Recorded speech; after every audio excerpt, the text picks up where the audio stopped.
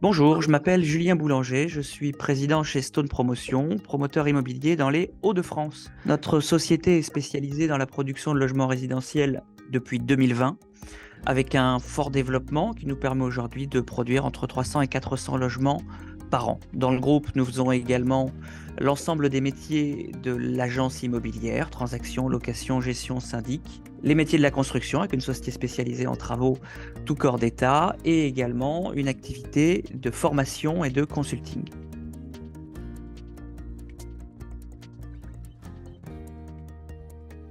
Le bilan promoteur, c'est un vaste sujet, bien trop vaste pour le réduire simplement en réalité au bilan seul. L'enjeu du bilan, c'est le projet.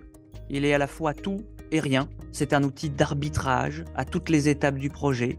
J'aime dire que c'est la colonne vertébrale du projet, celle sans quoi il n'y a pas de projet, mais qui doit intégrer toutes les contraintes de notre métier passionnant.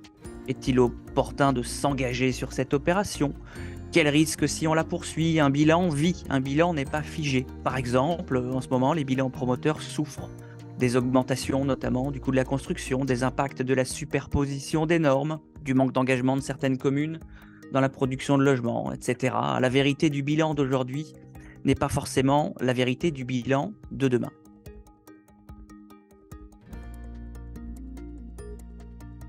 L'objectif, il est multiple.